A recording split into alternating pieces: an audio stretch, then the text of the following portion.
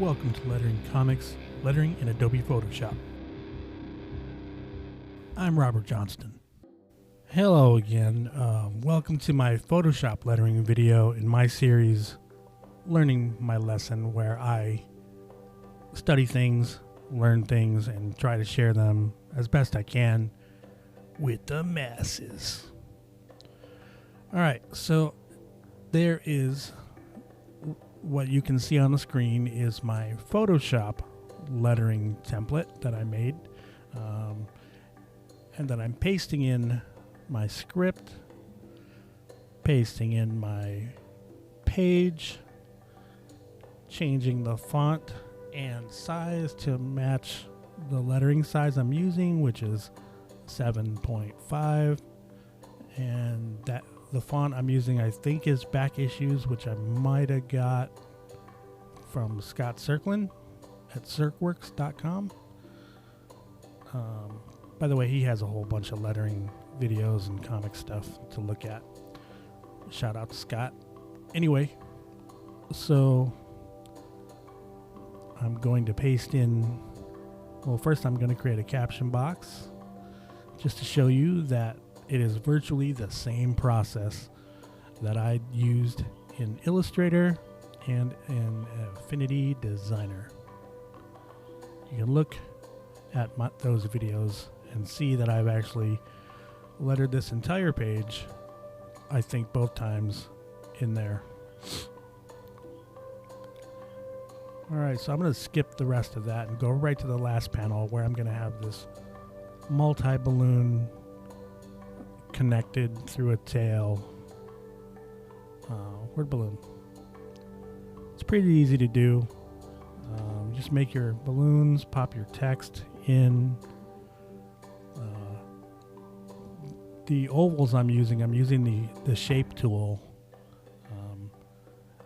I've seen people use the pen tool, the pencil tool. I think that if you use any of those tools, it will give you the nodes like you see here,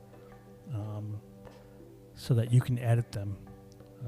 Basically what you want to do is use the tool that gives you the object-based object, because you're going to want to edit them with all these nodes.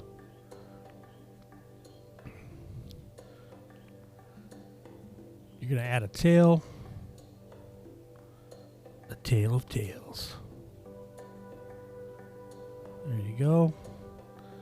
Then you're going to go up to Layer, Combine Shapes, then choose Unite, and you'll see that happens to cause them all to flatten together.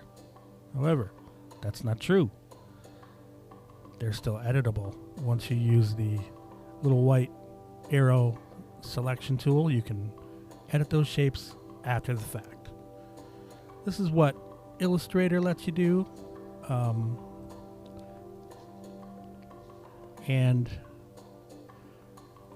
you know, virtually any other program that's worth its weight in salt lets you do. All right. Looks great. All right. So now we're going to try it on a blank document. Still a lettering template, but I just want to show you without the distracting artwork. So you go through the motions, put some text in the balloon, type some text out, figure your stuff out, get your ish together, and make sure that's the right font that you use, the right font size.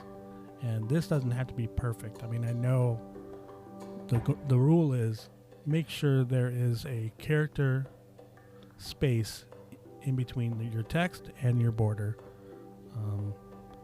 because play around with the sizing of your balloons once in a while and see, and you'll feel that when you shrink the border closer to the text, it gives you a certain feeling. It makes me feel a little bit claustrophobic. When you enlarge the balloon around the text, 2 character spaces larger, or even 3, it makes you feel like that person is whispering or talking quietly.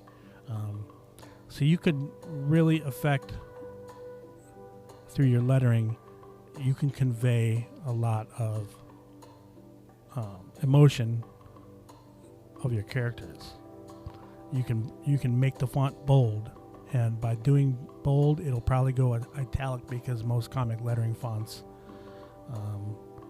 go italic when you do the bold, and that's by design. I mean, they've been doing this quite a long time, so they pretty much standardized the whole operation. So in the video here, you're seeing that there's multiple balloons being created. I mean, oval shapes, and then there is a tail being ran through them all. And you go through that whole thing again, where you do the layer combine shapes and then unite, and you're good to go. Pop your text in there. Go throughout the whole page. Make it happen for yourself. All in all, it's good lettering in Photoshop, but go with Affinity. All right.